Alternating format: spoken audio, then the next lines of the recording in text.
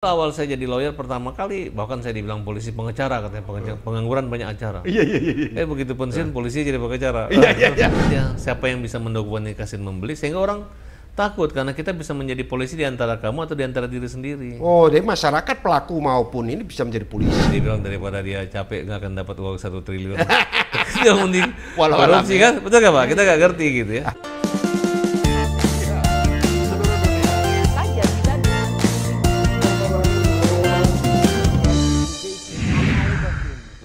Luar biasa. Selamat malam, kembali bincang-bincang di meja makan. Saya Kris Budiarjo hari ini memiliki tamu yang luar biasa. Lama saya ingin mengundang beliau, tapi kok sibuk banget, seorang lawyer kontroversial. Di lingkungannya selalu banyak kasus-kasus yang mendebarkan, yang sering pro kontra di media sosial, yang menghiasi layar kaca kita. Farhad Abbas. Siap Mas Kris. Kalau masih sibuk itu Luar bisa biasa. diganggu. Yang penting belum sibuk-ibuk. Oh gitu. Susah banget nih ngundang Mas Farhad ini.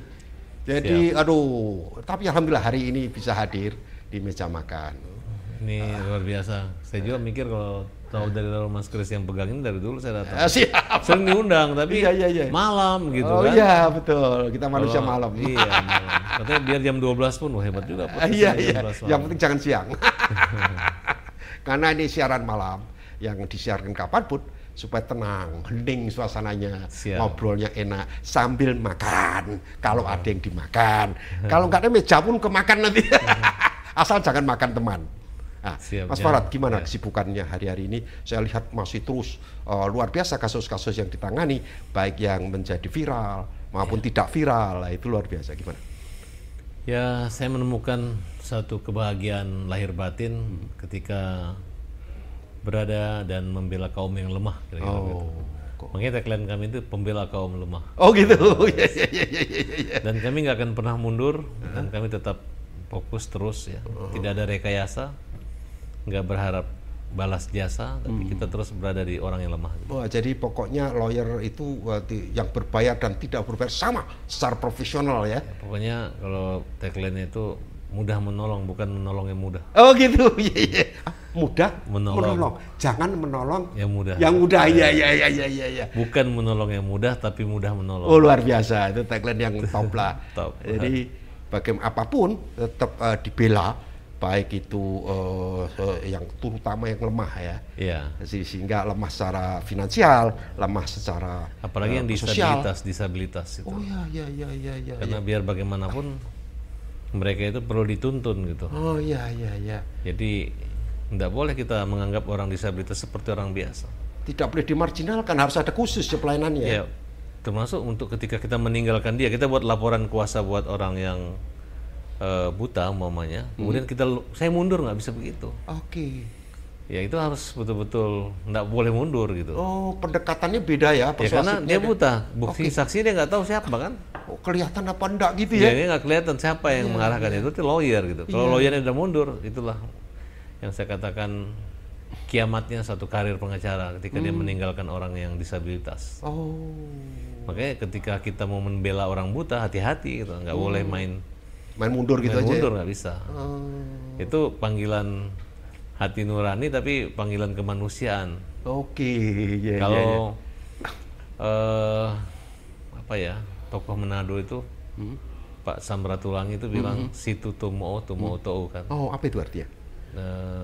Manusia itu dibilang manusia kalau bisa memanusiakan manusia. Luar biasa. Iya. Betul nggak ya? Iya. Ya kalau kita udah nggak punya rasa gitu ya. Kalau kita tidak bisa memanusiakan ya Anda juga bukan manusia gitu ya. Itu aja gitu. Sederhana tapi kelihatannya, tapi itu sesuatu filosofis yang kalau didalami luar biasa itu. Betul. Samratulangi ya.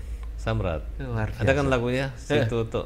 Hei nyong orang Manado, jangan kasih lihat tuh jago. Itu situ mau tau. Itu gagasannya Pak Samratulangi. Ada lagu gitu kan? Iya, luar biasa. Nah, pengalaman sebagai seorang lawyer yang paling menggembirakan itu apa dan paling menyedihkan apa?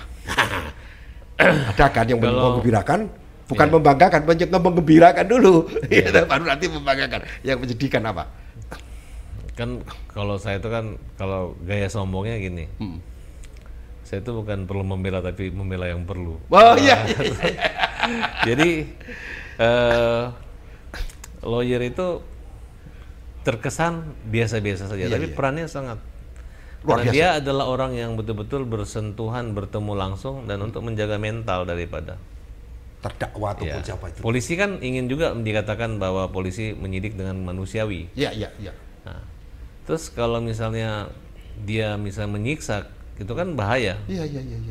Nah, dan polisi ingin bahwa kami bekerja secara profesional, scientific crime investigation, gitu. Yang meyakinkan itu memang betul-betul dalam keadaan sesuai dengan aturan KUHP adalah pengacara. Oh. Nah, jadi keberadaan pengacara justru sebenarnya itu penting. Kepentingan polisi itu hukum acara. Iya. Jadi tidak boleh alergi. Iya. Dulu awal saya jadi lawyer pertama kali, bahkan saya dibilang polisi pengacara, katanya pengangguran banyak acara. Iya. Begitu pensiun polisi jadi pengacara. Iya. Terus ketemu sama kita, gitu. Terus kita lihat dilantik lagi gitu. Nah, makanya saya setiap ketemu polisi saya jangan Pak. Karena profesi Bapak sebagai polisi yang pensiun umur 58 tahun, nanti itu adalah paling Bapak bangga adalah ketika menjadi seorang pengacara. Oh gitu? Iya. Bapak akan sadar kenapa Bapak dari dulu tidak menghormati lawyer gitu. Oke. Karena lawyer sebaik apapun polisi dengan pengacara, yang menentukan kan nanti adalah pengadilan, profesional dan pengadilan gitu. Iya. Jadi makanya saya heran kalau ada sampai saling bentak-bentak. Indonesia ini aja yang polisi punya kewenangan yang menurut saya alasan subjektif menahan orang itu. Oh. Kalau di Amerika ngapain nahan orang? Iya. Yang penting ada uang jaminan $5.000 ya, keluar nggak masalah. Gitu lu apa? Yang penting lu datang, lu nggak datang lu ditangkap. Oke. Yang penting kooperatif. Iya. Ya kan? Tapi di dalam alasan penahanan polisi, jaksaan itu kan tidak kooperatif. Selalu itu ya alasan, menghilangkan barang bukti, melarikan diri dan sebagainya ya. Iya. Itu selalu pakemnya ya. Tapi yang terjadi tidak, gitu. Itu hanya kewenangan. Sebenarnya harusnya ada, dulu kan ada ide untuk membuat hakim komisaris harus minta izin. Oke. Banyak sekali. Pokoknya kalau yang menyangkut KUHP ini banyak berbenturan gitu. Karena polisi merasa itu adalah kewenangannya, tidak boleh dikebiri gitu. Untuk menahan orang ya. Iya, kalau saya nggak perlu. Dalam bedam itu padahal masih sidik kan ya. Harusnya nggak usah gitu. Nanti kan terjadi hal-hal yang menyangkut penyidikan dan P21 gitu. Nanti ada aja bolak-balik perkara gitu. Bicara yang profesional aja. Saya kalau klien saya nggak ditahan, saya nggak apa-apa. Karena saya tahu bahwa klien ini kan akan ujungnya kan orangnya kan akan di pengadilan. Iya. Dan dia kan pasti nggak nyaman. Iya. Masih mending dia ditahan, begitu dia hukum misalnya percobaan atau cuma 3 bulan, bebas bisa. Iya. Daripada dia merasa tidak ditahan tapi akhirnya dihukum berat. Berat ya. Nah kemudian sekarang alhamdulillah ada restoratif justice. Ya betul. Intinya memulihkan kembali harkat ya. Ketika orang itu mengganti rugi. Oh. Jadi ketika dia dilaporkan restoratif justice dia mengganti rugi nggak apa-apa. Baik perkara besar, restoratif justice kecil nggak harus perkara kecil. Jadi perkara besar nggak apa-apa. Kalau perkara kecil, aku kasihan lihatnya. Polisinya, jaksanya keluar uang. Jadi orang mencuri makanan, akhirnya keluar dikasih uang, dikasih motor gitu. Iya. Polisi dari mana uangnya? Iya. Kumpulan pegawai kejaksaan buat apa? Iya. Ya kalau yang begitu memang dari awal aja nggak usah nggak usah ditahan. Jadi negara menyiapkan motor kendaraan bagi pencuri sehingga nggak jadi gitu atau mengganti, harusnya begitu, betul nggak Mas? Iya. Harusnya yang besar itu di justice. Contoh nih Mas, kalau orang bilang memiskinkan koruptor seperti apa gitu. Nah jadi gini, koruptor itu kalau dia korupsi 10 miliar, kemudian dia ketahuan 10 tahun kemudian, harusnya uangnya membesar kalau dia beliin aset. Jadi kalau dia beli tanah 10 miliar itu bisa 100 miliar itu. Ya bisa 10 tahun kemudian kan? Betul nggak? Iya. Faktanya nggak ada duitnya. Ya tapi sebenarnya bisa. Oke. Kalau beberapa negara aja ganti rugi gitu. Kita ganti 200-300% pun masih bisa, masih untung koruptor gitu. Untuk mengganti hukuman badan atau bagaimana? Gini. aku kan punya konsep untuk memberantas korupsi. Kalau yang terjadi ini yang menyuap dan disuap kena hukuman, sehingga mereka saling berjaga hati-hati. Betul. Nah, kalau aku berubah, jadi korupsi itu adalah investasi akhir. Misalnya ketika Bapak disuap, ya, jangan takut gitu, bohong itu akan kembali. Nah, negara harus membeli reward kepada orang yang bisa membongkar. Nah, misalnya penyuap bisa membuktikan, dokumentasikan, makanya dia akan digantikan uang itu kembali 100% dan mendapat 100% gitu. Pada penyuap? Ya, kalau dia bisa membuktikan. Oke. Yang menerima juga, siapa yang membuktikan dia disuap, dia juga dapat penggantian dan pengamanan atas itu. Oh, tapi tidak dua-duanya proses hukum. Ya, sehingga orang itu kan menjadi ketakutan. Oh, jadi supaya pembongkaran secara tuntas. Ya, pokoknya peristiwa terjadinya tidak ada yang nikmat. Terima uang, kamu pasti akan terganti. Memberi juga akan terganti gitu. Harus ada satu kebijakan terobosan dengan cara baru. Itu KUHP baru dong berarti. Jadi begini, suatu saat ngaturnya di mana? Kan sekarang siapa yang membongkar korupsi kan dapat 10% tuh kalau nggak salah. Ada kepresnya. KPK, Nah, kalau sekarang kita nggak usah nyuruh orang membongkar korupsi. Kalau kamu bisa pelakunya aja yang ngomong. Pelakunya penyuap, termasuk dengan narkoba. Misalnya bandar, bandarnya menjual, tapi saya pembeli, saya bisa mendokumentasikan, saya lapor, saya aman. Dapat bandar uang. Yang aman? Ya, pembeli. Pembelinya aman. Nah, tapi kalau bandar juga bisa mendokumentasikan pembeli, bandarnya sebaliknya aman, dia dapat uang gitu. Oke.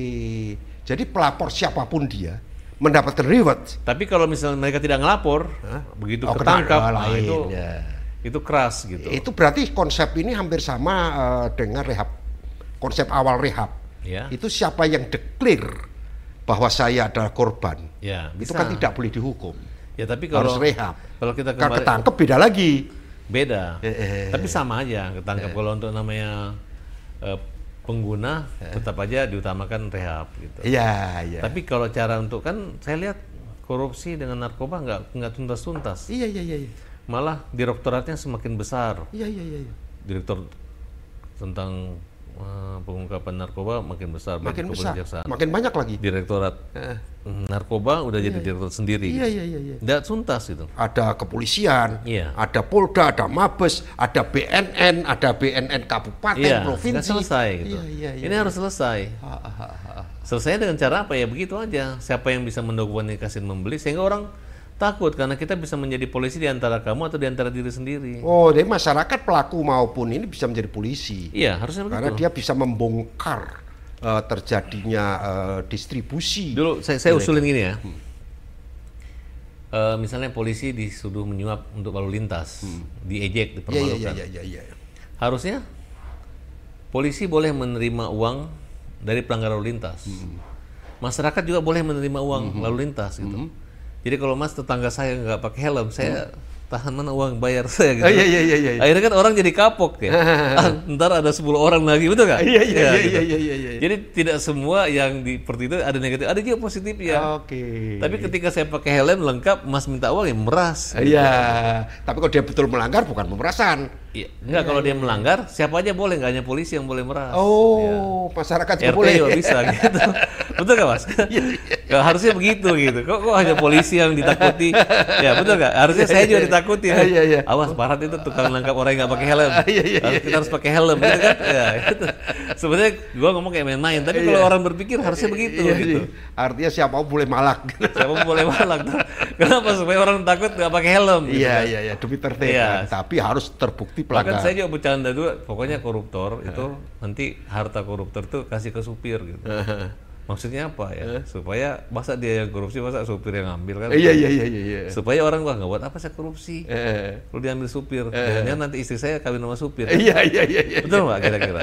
Tapi kan ini kayak guyon gitu. Iya, betul. Nah, tapi sampai sekarang ada dua. Saya pernah berbicara dengan petinggi KPK dan apa? Mereka satu, pertama, Farhad, Indonesia ini karena hukuman hakim tidak terlalu tinggi. Ya. Tidak, dulu hukuman korupsi semua di bawah 8 tahun. Sekarang nih tinggi nih seumur hidup. Mati belum ada nih. Ya, belum. Masih seumur hidup gitu. Iya, betul. Seumur hidup ada. Seumur hidup udah ada. Nah, Hakim Agung itu MK kalau nggak salah itu. Seumur hidup udah ada gitu. Nah, tapi dalam pergantian belum, masih begitu. Gitu. Belum ya. Bahkan saya dapat kabar ada korupsi yang terselubung yang dilakukan oleh beberapa perusahaan, terutama BBM. Tapi barang bukti yang kerugian triliunan, tapi barang buktinya cuma 20 miliar. Loh. Bahkan tidak boleh pakai pengacara. Kok ya, bisa? Saya nggak tahu, ya saya nggak ngerti. Gitu. Isu kali itu. Ya, tapi isu-isu.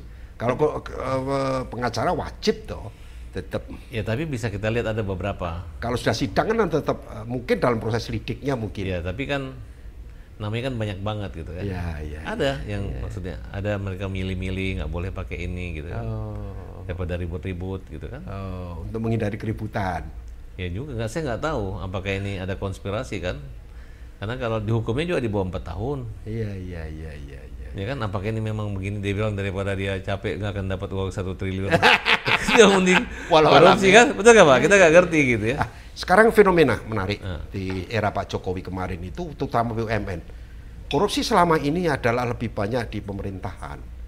Pak Erick Thohir menjadi menteri, itu kemudian bersih-bersih BUMN, muncullah Waskita Karya, Jasa Marga, hanya 1-2 triliun dari itu. Kemudian naik menjadi puluhan triliun. Jiwasraya, kemudian Asabri, dan dihukum 20 tahun ada jenderal. Gimana menurut pandangan Mas Farhan? Ya, saya juga kaget banyak korupsi dan seperti biasa-biasa saja gitu. Triliun loh, iya. Puluhan. Jadi naik terus kan. Jiwasraya berapa puluh triliun. Pencegahannya itu nggak terjadi gitu. Dari sejak undang-undang korupsi tahun 2000 dulu, kemudian kan dulu Undang-Undang 3 tahun 71, kemudian masih ada kelemahan dari pasal berapa ya, 26 tentang kewenangan penyidikan. Iya. Kemudian direvisi kembali, jaksa boleh untuk menyidik gitu kan. Nah, kemudian belakangan ini luar biasa gitu. Dan nengkat terus, bahkan sekarang ratusan triliun. Jadi kayaknya itu kurvanya naik terus gitu ya. Puluhan 1-2 triliun, kemudian puluhan triliun. Yang tidak disangka. Ratusan triliun. Mulai dari Timah sampai Pertamina. Itu dia maksudnya sampai 1000 triliun. Gimana ceritanya ini? Makanya saya bilang kan kita kan lagunya bukan lautan hanya kok susu kan. Artinya bahwa negara kita ini negara kaya gitu. Iya. Ada lautnya, luas, ada tambangnya, kok masih susah gitu.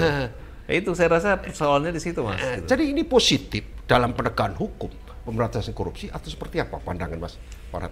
Ya, saya pernah menggunakan gaya ekstrim. Saya bilang kalau bisa kita pakai ini aja. Yang tadi kan solusi itu. Artinya gini, buat apa saya korupsi suatu saat bisa diminta kembali oleh orang yang ngasih. Paham nggak? Gara-gara undang-undang itu memungkinkan itu. Gitu. Sehingga orang bilang daripada menerima harta korupsi nggak ada manfaatnya, bisa berbahaya, bisa masuk penjara, mending cari harta yang baik-baik aja. Iya. Nah, nggak tahu kalau Pak Prabowo punya konsep misalnya, contoh seluruh hakim agung dikasih rumah, ya kan? Jadi nggak perlu beli rumah yang seharga 1 miliar seperti presiden. Iya. Presiden bekerja 5 tahun, dapat rumah.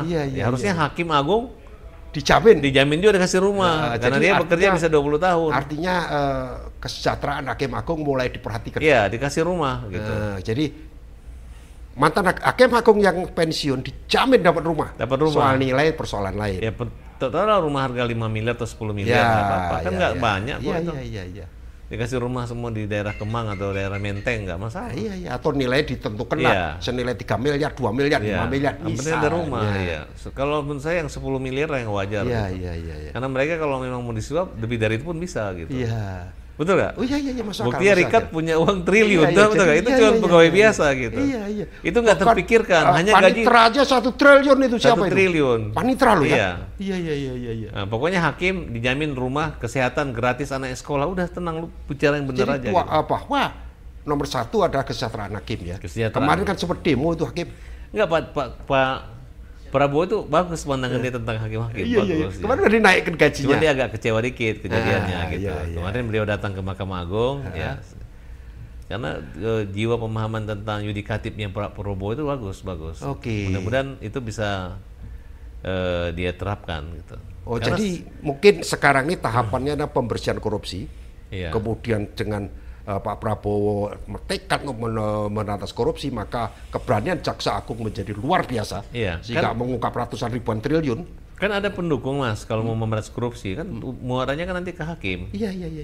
Contoh nih, Harvey dihukum 6 tahun.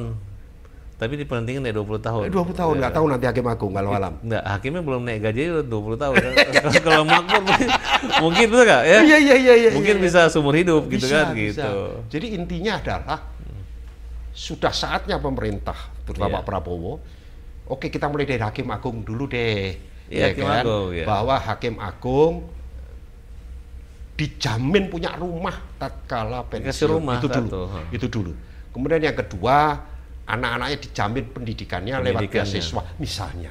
Beasiswa. Jadi seluruh anak-anak Hakim Agung adalah menjadi anak negara. Artinya dijamin sekolahnya pakai sampai dengan sarjana sekolah misalnya. Yang disebut keluar negeri walaupun ya dengan sarjana lah, minimal lah dengan sarjana. Dokter, nggak apa-apa. Kalau perlu Kan dia dapat biaya karena bapaknya bagus bekerjanya, halal dan adil kan nggak apa-apa. Dari darah itu kan. Betul. Dari darah yang halal negara kan. Betul nggak korupsi. Untuk memaksimalkan kinerja hakim, maka salah satu awalnya mungkin dimulai dari memperhatikan kesejahteraan Hakim Agung melalui pemberian rumah, jaminan kesehatan bagi Hakim Agung, terutama yang sudah purna ya. Mantan Hakim Agung dijamin negara lah sakitnya kira-kira gitu. Mau pakai BPJS juga boleh, apapun namanya jaminan kasarnya gitu. Ini berhenti jadi Hakim Agung kembali normal yang fasilitas biasa. Iya kan repot kan. Jadi betul. Hakim Agung mendapatkan tunjangan kesehatan, pensiunan ya, purna ya terutama ya. Itu belum terjadi sampai saat ini. Iya. Artinya seorang Fartabas mempunyai ide, usulan kepada Presiden Prabowo agar memperhatikan kesehatan hakim dimulai dari pensiunan Hakim Agung, di mana Hakim Agung yang pensiun pertama mendapatkan rumah. Soal rumah seperti apa itu keputusan pemerintah lah. Tapi yang penting jaminan rumah. Kemudian yang kedua adalah kepastian sekolah buat anak-anaknya melalui beasiswa. Kemudian yang ketiga ada jaminan kesehatan bagi Hakim Agung dan istrinya selama dia pensiun. Seluruh hakim se-Indonesia. Atau dimulai Hakim Agung dulu bertahap kan? Ya, Hakim Agung udah tinggi gajinya 70 juta. Oh gitu ya? Udah ya? Udah, bisa beli rumah sendiri. Oh jadi seluruh hakim maksudnya? Seluruh hakim aja gitu. Karena gajinya nggak besar hakim. Ya soal rumah itu bentuknya seperti apa, yang penting rumah kan begitu. Artinya ada harapan bahwa seorang hakim atau mantan hakim tidak menjadi gelandangan, kasarnya mohon maaf ya, tanpa mengurangi rasa hormat, jangan sampai tunawisma nggak punya rumah lah. Saya nggak mikir itu Mas. Kalau kehormatan aja ya. Jangan sampai gara-gara nggak ada jaminan kesehatan itu mereka cari uang melalui jalan iya. Kalau hakim jadi gelandangan nggak ada. Nggak ada ya, Karena mereka kan gajinya udah besar. Udah besar, Cuman nggak punya rumah ada gitu. Tunawisma dong berarti nggak punya rumah. Bukan, artinya ya karena kalau bayar anak dan itu nggak akan cukup. Gitu. Ya artinya kesejahteraan hakim melalui gaji dan kesejahteraan termasuk perumahan itu harus menjadi perhatian. Termasuk terutama pendidikan anak-anak dan kesehatan. Pendidikan anaknya. Karena hakim itu yang menentukan tentang negara demokrasi, kepastian hukum, keadilan itu di situ. Kalau kita cuman kerjanya nangkap hakim, nangkap panitera aja ya bingung orang. Nggak ada selesainya. Akhirnya apa ya? Jadi hakim itu karena fokusnya kan cuma mengadili saja. Sehingga kalau tidak ada pemerintah yang memperhatikan, siapa yang memperhatikan? Ya yang punya perkara kan begitu ya. Ya kalau menyangkut hakim kan banyak, menyangkut tentang misalnya izin pertambangan, ditun, tentang kebijakan, sampai judicial review, Mahkamah Konstitusi kan di situ. Nah, dia mengadili aja kan. Kalau dia tidak diperhatikan oleh pemerintah, orang lain yang memperhatikan bahaya. Yudikatif itu sangat penting gitu. Apapun keputusan eksekutif maupun legislatif bisa terbentuk oleh mereka. Gitu. Itu tidak disadari gitu. Tapi kalau hakimnya ada proses yudikatif transaksional ya susah. Bahaya. Tapi saya berpikir positif, hakim kita udah baik. Cuman kesejahteraannya kurang baik. Gitu. Jadi hakim Indonesia itu sudah cukup bagus. Gaji sudah lumayan, tapi kurang kehormatannya harus kita jaga. Tambah aja, tinggal tambah rumah, pendidikan, dan itu doang. 3 itu ya? 3. Jadi bagaimanapun hakim ini harus dijamin pendidikan anak-anaknya. Kemudian kesehatan keluarganya. Kemudian jaminan rumah tinggal bagi tatkala nanti sudah purna. Jadi wajib pemerintah menyiapkan perumahan atau rumah dalam bentuk apapun terhadap seorang mantan hakim. Karena hakimnya usianya kan 65 apa 70. Tinggal tulis saya di pengadilan bahwa sebenarnya hakim ini udah cukup, ada rumahnya, anaknya sekolah, nggak ada mau nyari apa lagi kan? Iya, luar biasa. Selesai, kan? Luar biasa. Ya, itu ini adalah ide baru bagaimana pemerintah menyiapkan 3 hal. Pertama, purna hakim, mulai dari hakim negeri, hakim tinggi maupun hakim agung, itu wajib hukumnya disiapkan rumah yang wajar bagi mereka, satu, setelah pensiun terutama ya. Kemudian yang kedua adalah kelangsungan pendidikan anak-anaknya, kalau masih sekolah terus harus sampai sarjana atau S3, tergantung daripada kemampuan pemerintah dalam menyiapkan beasiswa putra-putri hakim. Kemudian yang ketiga yang paling penting adalah jaminan kesehatan bagi purnawirawan hakim, sehingga hakim-hakim di dalam menjalani tugas tidak lagi memikirkan hari tuanya. Hari tuanya sudah semua dijamin oleh negara, kesehatannya, pensiunnya ada, rumah ada, sampai penguburannya kalau perlu.